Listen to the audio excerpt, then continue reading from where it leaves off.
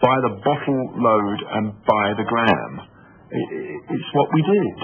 He was losing grip on his beauty, on his innocence. The drug abuse and the alcohol abuse was making him grow old.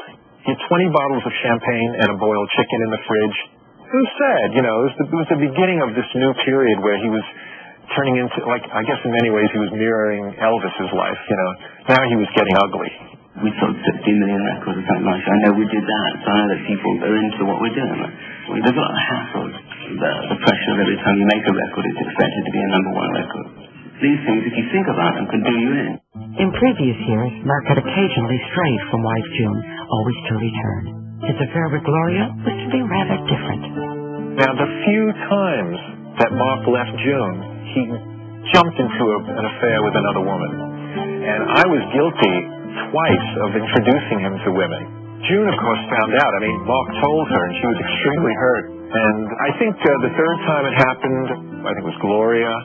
The relationship started, I can remember, we were in Chicago, and we were sitting in the limousine. And that's when he made this decision that we were going to come together. It was hard because Marc's wife knew, my husband knew, and everyone started to come and see that it was going on, you know. June was the typical rock, I'm with the band type girl, groupie at heart. So when he met Gloria, it was all about, you know, I've been there, done that. Now let's really talk a musician to musician. With Gloria, Marc had never been happier, but his musical output was becoming stagnant and predictable. I think he just got sloppy. He wasn't changing his style much, and he was underestimating his audience. For those 3 golden albums, Electric Warrior, The Slider, and Tanks, he had the audience, but Tanks didn't sell as much, and it was slipping. To me, I mean, that was an indication to change the style, because essentially those 3 albums sounded the same, and it was he himself who let the fans slip through his fingers. You can't keep going back, and this was what happened to T-Rex. He did keep chucking out the same kind of hot love for 3 or 4 years, and it went against him in the end. They turned on him. You're sticking to a very basic energy formula. I don't accept that's going to come at all. I don't accept that you can play Children of the Revolution, which is a very slow song with 44 string players on it, and play the 20th Century Boy, which is basically just a rock and roll band, and compare them as the two. But as far as the public is concerned, do you think there's going to come a time when Marc Bolan will have to change? Marc Bolan is changing, it's just that people aren't really listening. The kids are they now? That's why they're still buying the records. We're 3 years in now, man. 24 million records.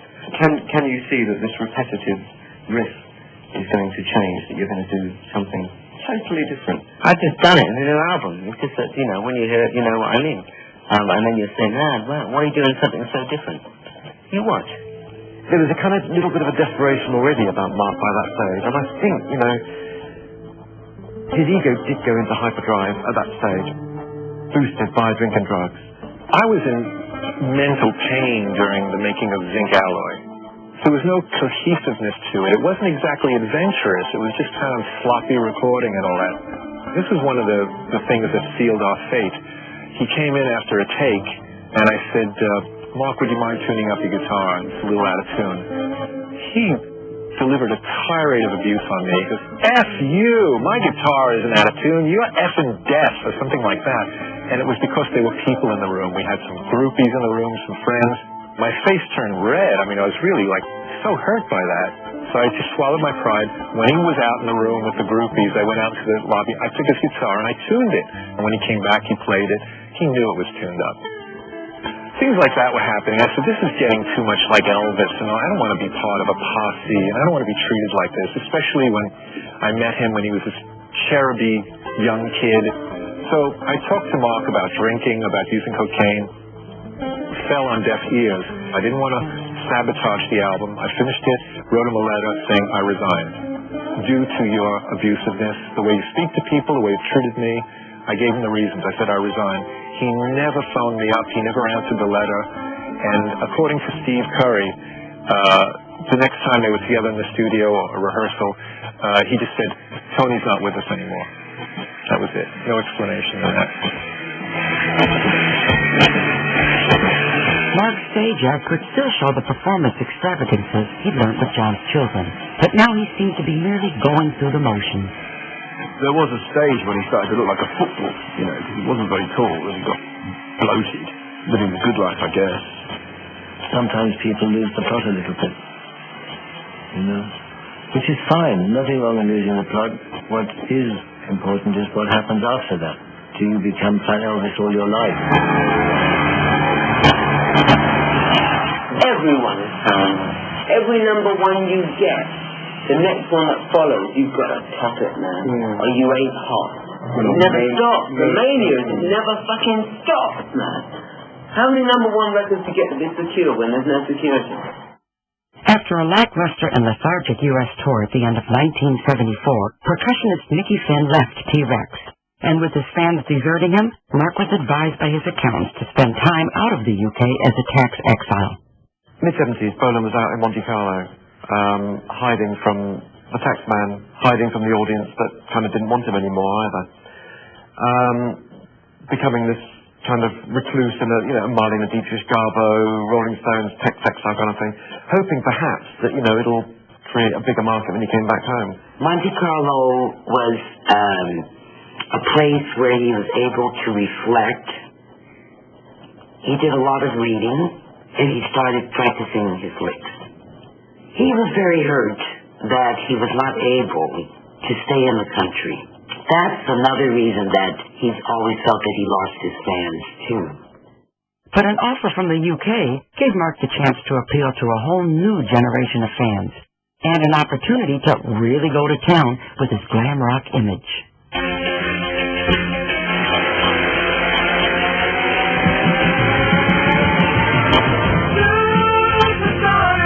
Well, Marc, by this stage, he always valued an audience.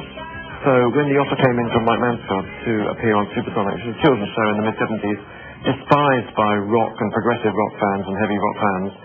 But, for him, that was a place where he could actually find a home again. What Supersonic offered them was the chance at least to move around the studio and to sort of take part in this adventure, this sort of rock and roll musical extravaganza. And roll Supersonic. Stand by Nick, stand by Marc Bolan, stand by John Miles. Marc was always a kind of a no person. He didn't relish going over the past, I don't think. He was always looking forward. One moment I remember was when he said to me, "What are you going to do to me next, Mike?" And I said, "We're going to build a swan for you in the studio." And he said, "Well, what are you going to do with it?" And I said, "We're going to ride this swan around the studio." And we filled the studio with dry ice, and he came in and he saw this white swan. He just simply couldn't believe it.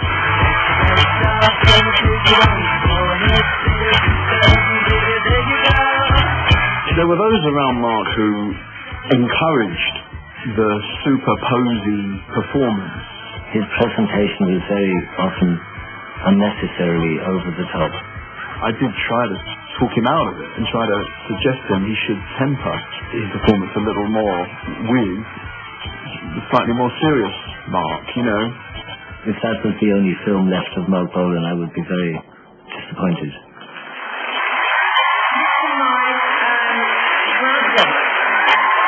Marc was sort of top theatre, and he was made for Supersonic. Supersonic was made for him. With his performing appetite back, Marc decided it was time to do something about his other appetites. We went to the health forum, and they told him that his heart was of a 70-year-old man.